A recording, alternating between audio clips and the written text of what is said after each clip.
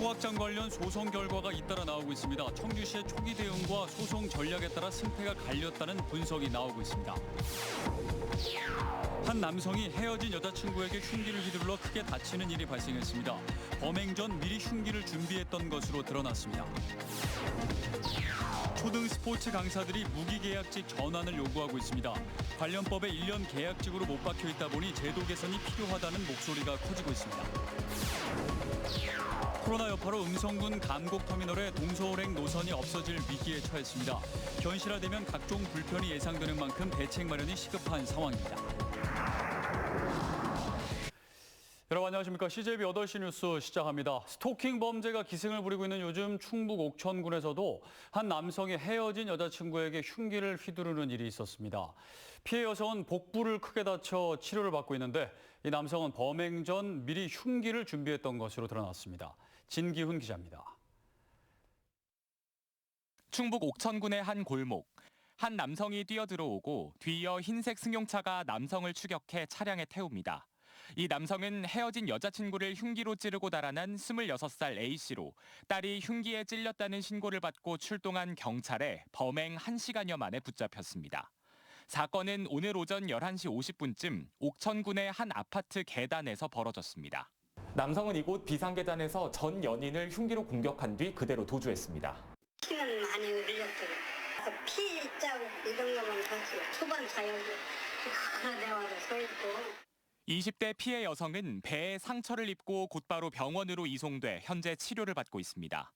A씨는 경찰 조사에서 헤어진 여자친구가 자신을 비하하는 듯한 말을 해 화가 났다고 진술한 걸로 알려졌습니다. 하지만 범행 당시 흉기를 몸에 지니고 있던 걸로 드러났습니다. 과도 비슷한 거예요, 과도. 실제 흉기 구입해서 봤기 때문에 거기서 충분하니까요. 경찰은 살인 미수 혐의를 적용해 구속영장을 신청할 방침입니다. CJB 진기훈입니다. 2년 전 청주시가 더 이상의 소각장은 없다고 선언한 뒤 소각장 관련 소송 결과가 잇따라 나오고 있는데요. 지금까지 결과만 보면 청주시의 초기 대응과 소송 전략이 승패를 갈랐다는 분석입니다. 조영광 기자입니다. 부도로 지금은 운영이 중단된 청주시 북이면의 한 폐기물 소각장입니다. DS 컨설팅은 낙찰받은 이 소각장의 소각량을 2배로 늘려 재가동을 추진했지만 지난 25일 대법원의 최종 판결로 무산됐습니다. 법원은 북이면 일대에는 이미 소각장 3곳이 몰려있고 주민 건강권과 환경권이 심각하게 위협받을 수 있다고 봤습니다. 여기에 청주시가 처음부터 건축 허가를 내주지 않고 소송에 대응한 게 유리하게 작용했다는 분석도 있습니다. 이것까지 4개가 있는 거나 마찬가지란 말이에요. 그 주변, 그 안에 우리 부지면민이 살고 있는 거예요. 얼마나 힘들겠어요. 한번 생각해 보세요. 대한민국에 이렇게 소각장 많은 데가 있는가. 반면 청주시가 최종 패소한 대청 그린텍의 경우에는 건축 허가를 내주고 뒤늦게 사업을 막아보겠다고 나선 차이점이 있습니다. 첫 단추를 잘못 꿰는 결과가 강내면에 청주 7번째 소각장 신설로 이어지게 된 셈입니다. 또 클랭코의 경우 소각 용량 초과로 대응했다가 최종 패소한 뒤 소각 시설 무단 증설로 전략을 바꿔 1심에서 결과를 뒤집었습니다. 최종심까지 유지되면 클랭코는 문을 닫아야 합니다. 실질적으로 얘기하기는 어렵지만은 적극적으로 사용을 하느냐, 그거를 하지를 못하고 그냥 일부 후퇴하느냐, 그거에 따라서 향후 그 재판이라든지 이런 데 큰 영향이. 청주시가 무기로 내세운 행정 재량권의 발의 시점과 소송 전략이 소각장 관련 소송의 승패를 가르는 주요한 요인이 되고 있습니다. CJB 조윤광입니다. 내년 1월 13일부터 지방자치법 개정으로 지방의회가 소속 공무원에 대한 인사권을 가지게 됩니다. 그동안 자치단체장에게 있던 임용권이 지방의회 의장에게로 넘어오게 된 건데요.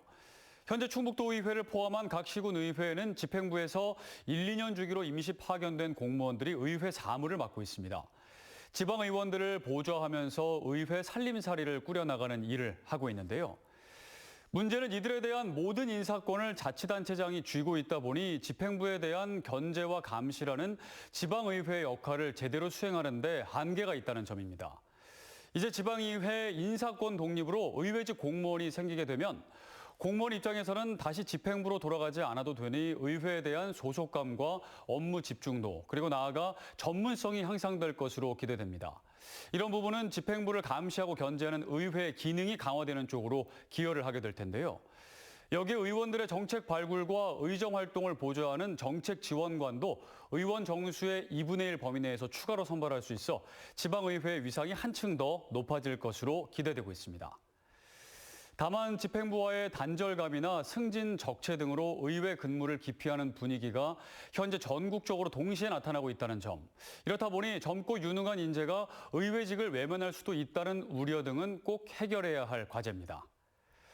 30년 만에 지방의회 틀이 깨지면서 그 어느 때보다 대의기관으로서의 위상이 높아질 것으로 기대되는 지방의회. 높아지는 위상만큼이나 지역과 주민들을 위해 할 일 제대로 하는 의회로 거듭나길 기대해 보겠습니다. 뉴스 브리핑이었습니다.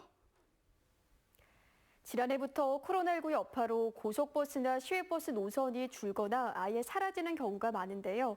음성군 감곡터미널도 동서울행 노선이 없어질 위기에 처했습니다. 버스업체 측이 경기도 이천 장호원 터미널로 출발점을 바꾸는 계획을 추진 중인 것으로 알려졌습니다. 박원 기자입니다. 음성군 감곡 시외버스 터미널입니다. 동서울행 시외버스 노선의 출발점으로 코로나19 이전 많게는 하루 44회까지 운행됐지만 지금은 승객 감소 여파로 25회로 줄었습니다. 그런데 동서울행 노선이 내년 하반기쯤부터는 아예 사라질 위기에 처했습니다. 감곡 동서울 노선을 운영하는 시외버스 업체가 경기도 이천 장호원을 출발점으로 바꾸는 계획을 추진 중이기 때문입니다. 시작점이 여기인데 시작점이 장호원 시작과 끝이 장호원으로 될 가능성도 있다는 얘기죠. 감곡터미널과 장호원 터미널은 거리로 1.6km가량입니다.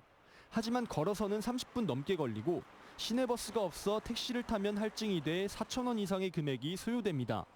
노약자들은 거기까지 걸어가려면 20분씩 막 이렇게 걸어가야 되는데 상당히 불편하죠, 이게. 그 학교 왔다 갔다 하는 게 좀 많이 불편해지고 사람들도 그러면 이쪽 대학교를 많이 꺼려하지 않을까 싶어요. 음성군은 버스업체가 내년 신설되는 장호원 터미널로 출발점을 옮긴다면 따를 수밖에 없는 상황입니다. 업체 측에 방문하는 데 설득 중에 있습니다. 그리고 충북도청과 유기적으로 협의하여 대응 중에 있습니다.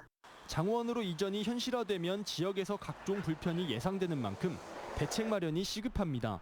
CJB 박원입니다. 초등학교 선생님들의 체육 수업을 도와주는 스포츠 강사란 직업이 있는데요. 문재인 정부가 들어서면서 비정규직 없는 세상을 선언했지만 이들은 무규직 전환조차도 먼 희망으로 남아있다고 합니다. 홍우표 기자가 그 이유를 취재했습니다. 한 달 전 충청북도 교육청에 또다시 천막 농성장이 등장했습니다. 학교 비정규직 노조가 처우 개선 등을 요구하며 설치한 것입니다. 진보교육감이 당선되면 노사관계에 엄청난 진전이 있을 것이란 기대가 있었지만 벌써 10년째 같은 풍경이 되풀이되고 있습니다. 이들 가운데 초등 스포츠 강사는 아예 무기직 전환조차 막혀있는 처지입니다. 학교체육진흥법 시행령에 초등 스포츠 강사를 1년 계약직으로 못 박아 놓은 것입니다.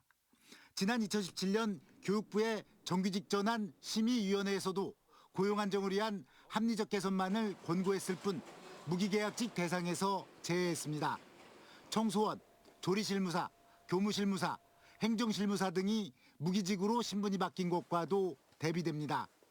저희들 교육청에서도 많은 관심과 어떤 그 고민을 해봤지만 이 법을 준수를 해야 되는 그런 차원이기 때문에 저희들도 지금 딱히 방법은 없습니다. 도내 초등 스포츠 강사는 한때 230명에 달했지만 지금은 70명만이 남아 있습니다. 이들에게는 별다른 귀책 사유가 없는 한 1년마다 계속 재계약이 가능하다는 교육당국의 말이 더 이상 위안이 되질 않습니다.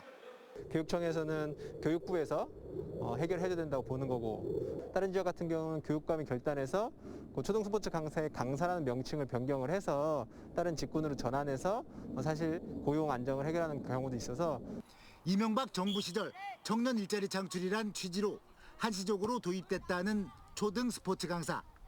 벌써 13년의 시간이 흐른 만큼 일선 교육 현장에 이들의 고용 책임을 계속 떠넘길 것이 아니라 정부가 관련법 개정 등을 통해 적극적인 제도 개선에 나설 필요가 있습니다. CJB 홍우표입니다. CJB는 건강이 염려될 정도로 열악한 주거 환경에 살고 있는 12살 정한의 가족의 사연을 전해드렸는데요. 지난 8월 정한의 사연이 방송된 이후 많은 도민들이 십시일반 정성을 보내와 오늘 정한의 가족에게 그 성금을 전달했습니다. 천원의 힘 안정은 기자입니다. 12살 정한의 가족은 청주시 신봉동에 자리한 낡고 오래된 주택에 살고 있습니다. 콘크리트 벽은 금이 간 지 오래고 수시로 차오르는 습기와 곰팡이 때문에 호흡기 질환이 그치질 않습니다. 좁다란 욕실에서 세수 한번 하려면 허리를 굽히고 쪼그려 앉는 불편이 따릅니다. 아이와 가족의 건강을 위해 하루빨리 이사가 시급했습니다. 천원의 힘 16번째 후원 아동인 정아의 사연이 전해지자 각계각층에서 도움의 손길이 이어졌습니다. 신협 충북 두손모아 봉사단에서 가구와 주거 개선 지원비 1,000만 원을 기탁했고 트로트 가수 이명웅 팬클럽인 충북 영웅시대에서 500만 원의 성금을 전달했습니다. 해성약품 등 계열사 3곳에서 1,500만 원의 후원금을, 한국보건산업진흥원 임직원 1동은 300만 원을 전했습니다. 한 통화에 3,000원인 ARS 전화와 모금 계좌에는 241만 3천 원의 마음들이 모였습니다. 도민들의 관심과 사랑은 약 3,500만 원의 값진 성금으로 정한의 가족에게 전달됐습니다. 한겨울이 시작되기 전 지금보다 조금 더 쾌적한 새 보금자리로 이사할 수 있게 됐습니다. 경기도 안 좋고 코로나 때문에 힘드신데 너무 감사하고요. 그리고 따뜻한 집에서 살게 해줘서 너무 감사하고요. 열심히 살겠습니다.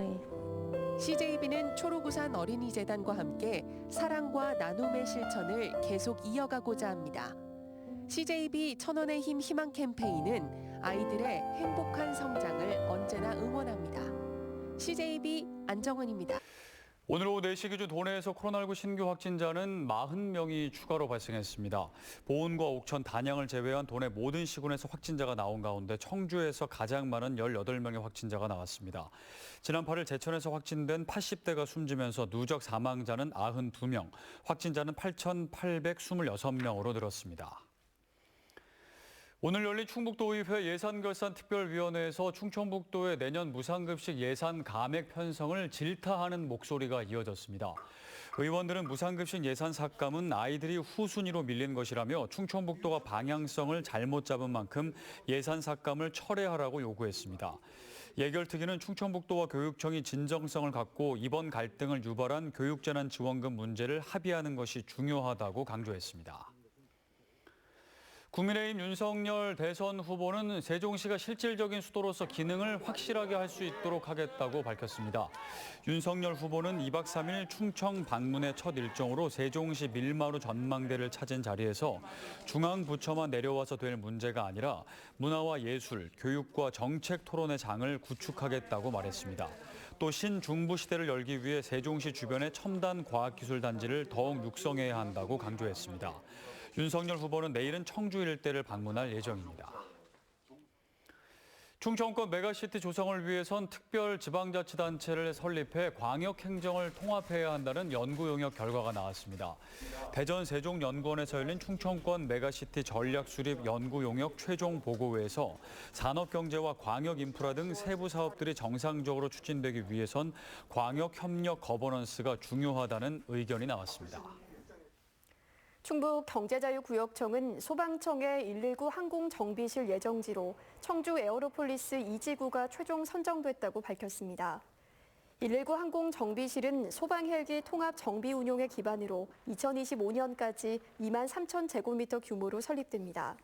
근무 인력은 40여 명으로 전국 31대의 소방헬기를 정비하고 자재를 지원하는 역할을 할 예정입니다. CJB 청주방송의 11월 시청자위원회가 CJB 회의실에서 열렸습니다. 오늘 시청자위원회에서 김경배 위원장과 위원들은 CJB가 최근 충북 세종권역에서 포털 뉴스 콘텐츠 제휴사로 선정된 건 기념비적인 일이라며 충북과 세종의 중심 언론사로서 그 역할을 다해달라고 당부했습니다. 이에 대해 신규식 대표이사는 CJB가 뉴스 콘텐츠 제휴사로 선정된 이유는 지난 24년간 도민들의 사랑을 받아온 결과라며 앞으로 더 좋은 프로그램으로 지역민에게 보답하겠다고 말했습니다. 충북소주와 충북사회복지 공동모금회가 오늘 희망 2022 나눔 캠페인 협약식을 맺었습니다. 오늘 협약식에서 충북소주는 저소득층 가정에 사랑의 연탄 10,000장을 기탁해 13년째 연탄 나눔을 이어갔습니다.